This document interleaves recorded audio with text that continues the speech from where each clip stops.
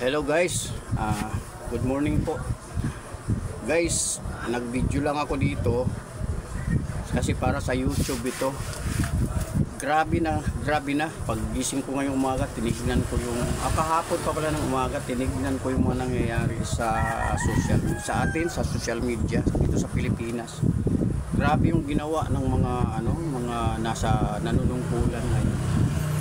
Hindi na maganda. Isipin mo yung gumagawa ng mabuti, gumagawa ng maganda para sa bayan, tumutulong sa kapwa, mabait sa kapwa, yun ang ginaganon nila.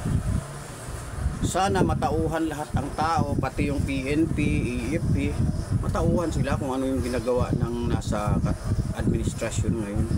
Pwede naman nilang pero may palagay ako guys na yung ginagawa nila ngayon, ganti yan, naghihiganti ba, di ba? Di ba pinatalsik dati ng mga tao yung si President Ferdinand Marcos Senior. Ito junior kasi ito eh. Pero may katwiran naman yung tao na mapatalsik siya kasi ayaw niya nang bumaba sa pwesto eh. Gusto niya siya na lang ang mamumuno. Ganon din ang ginagawa ng itong junior ngayon. Gusto niya siya pa rin mamumuno o di kaya si Tamba. Pwede ba yun? Ang taong bayan, majority yan eh. Kung ano yung gusto ng taong bayan, yun ang gusto ng taong bayan. Huwag mo nang ipilit yung sarili mo. Dahil si Tamba nga lang, dumaan ako sa Leyte, sa totoo lang. Pagbaba namin ng Katbalugan, ay ano ba yun? Hindi sa basta pag galing ako ng Surigao, tumawid kami papuntang Katbalugan. Yun ang napungara namin guys kasi madaling araw. Sakay na kami ng bus uli, papasok. Sus, nakita ko guys yung mga kalsada doon hindi maganda. Isipin mo yun ha. Yung lugar lang niya sa Leyte, hindi nila mapaayos. Siya pa hahawak ng budget dito sa Pilipinas. Wow. Ang lakas ng ambisyon niya. Grabe guys. Sana matauhan na itong mga tao lahat.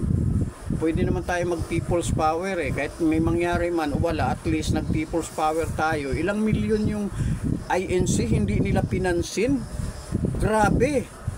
Nagrally-rally pa sila sa EDSA na wala namang katuturan. Tapos resign all nakalagay pa. Grabe.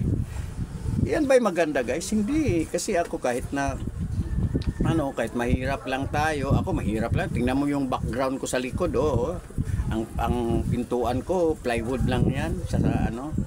Pintuan ko sa bahay, plywood lang yan. Mahirap lang ako guys, kung senior citizen na ako.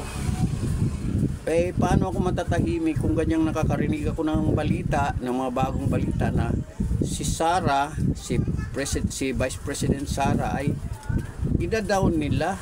Samantalang yan ang gumagawa naman. Tingnan mo yung Davao. Galing akong Davao guys eh. Pumunta ako doon, dumalaw ako sa mga kamag-anak ko kasi dati may bahay kami doon. Ngayon wala na akong bahay doon kasi binenta ng magulang ko. Ngayon meron na lang doon yung mga pamangkin ko at kapatid ko. So doon ako nakikitira sa kanila pag umuwi akong Davao. Taon-taon guys, umuwi ako ng Davao. Bukod lang nung pandemic, kasi nung pandemic di ka pwedeng bumiyahe basta-basta, maraming hinahanap. Ayaw ko ng maraming hinahanap. Tapos ngayon guys, dito nung nasa Davao ako, nakita ko yung kagandahan ng Davao. Nag-video ako doon, tinignan ko yung dating Times Beach na nililiguan namin na ngayon ay kalsada na ng boulevard na. Maganda na guys. Tapos tinignan ko, teka lang guys saglit lang.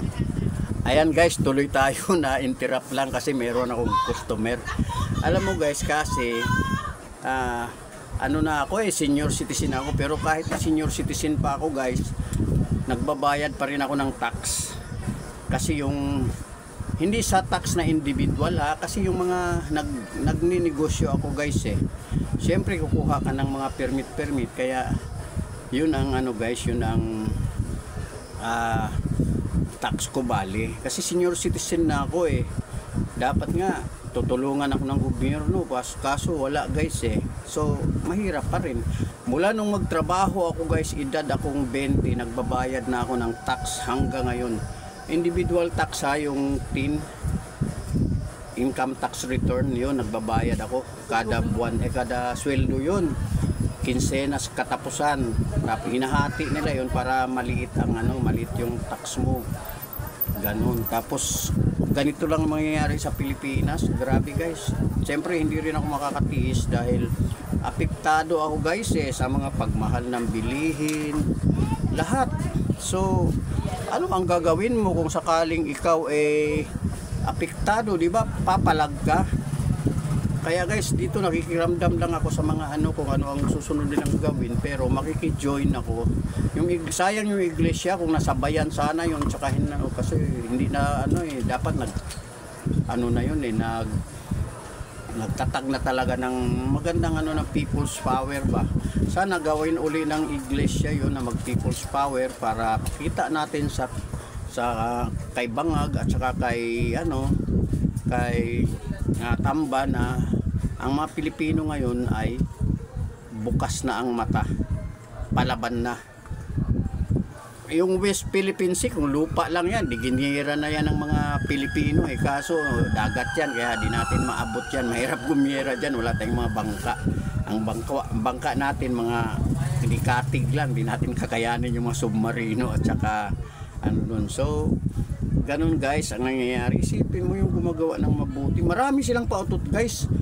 Yung impeachment kay Sara, kay VP Sara, lang nila yan, yung diversionary tactics, kasi ang gusto nila matuon ang pansin ng mga tao doon sa impeachment ni Sara. Talaga naman na matutuon talaga dyan.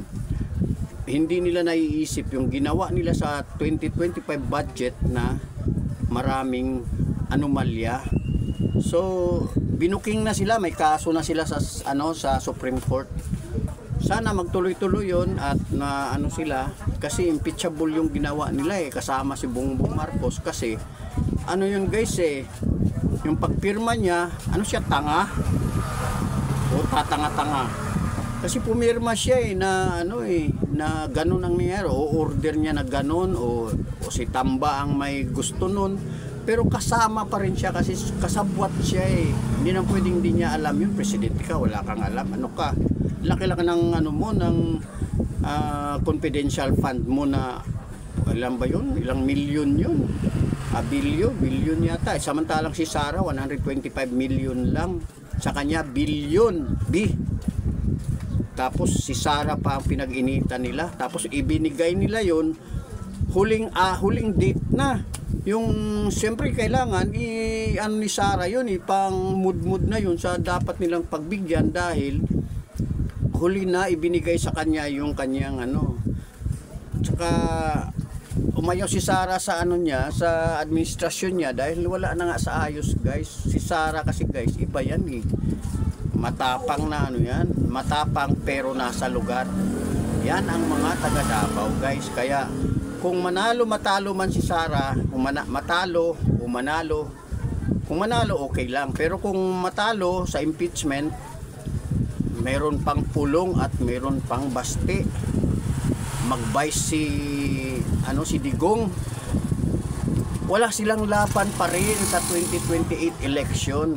Itong 2025 lang mag-e-election. Mga senador na mga balasubas, ayan, kilala na natin kaya wag niyong iboto ang mga congressman at senador na mga balasubas na mukhang pera lang sila nagpolitiko sila para yumaman, para kumita. Sinong congressman dyan ang walang pera? Lahat may pera guys, kasi yun ang ambisyon nila, yung magkamal ng maraming pera, yung kainin yung pera ng bayan.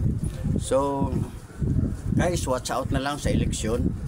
Yun lang ang may tutulong natin kay VP Sara, kasi sa impeachment ang may tutulong natin dyan is people's power. Pero kung sasabay dyan ang Iglesia ni Cristo, mas maganda mag people's power uli para malaman ng gobyerno na against talaga sa kanila, mga walang hiyang tao. Na ang tao ngayon, kahit naghihirap, madami ang naghihirap. Sa Tondo lang, pumupunta ako doon, sa Baseco, sa Isla Putimbato, naghihirap talaga ang tao doon. Kaya yung iba gumagawa na lang ng mali, kahit na kasi sa hirap ng buhay.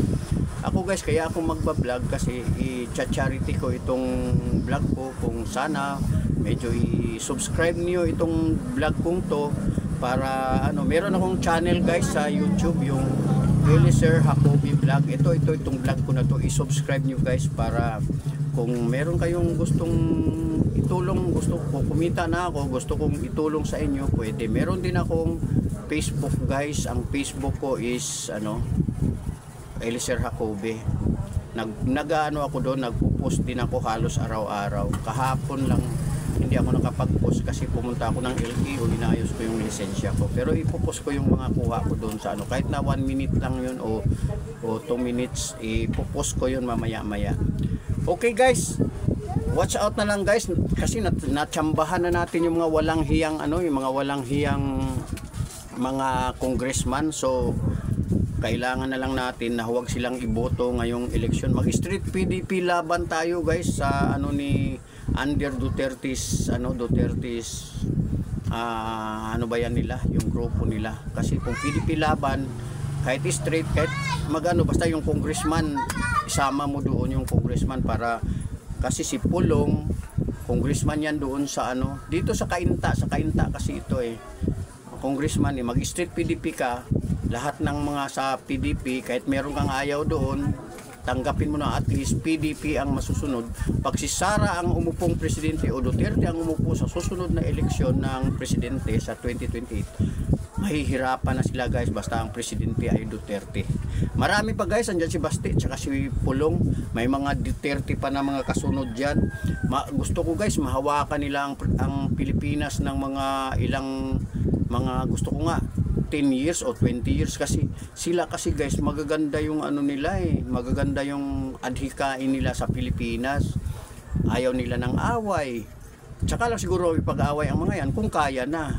Tingnan mo ngayon, makipag-away si Bongbong Marcos, wala naman siyang tinatakwil nga siya ng US na si Trump, hindi naman siya kaibigan hindi nga siya inimbitahan sa inauguration ni Trump. Buti pa si Sara tsaka si Digong inimbita, siya wala, nga. Okay guys, hanggang dito na lang, mahaba na yung video ko. So paki-subscribe na lang guys itong video ko na to, ipopost ko ito sa YouTube channel sa Eliezer Jacoby Vlog. Okay, so good morning na lang sa inyo lahat guys. Nagbulol na ako. Good morning lang sa inyong lahat guys, at God bless you na lang po. Okay, bye bye.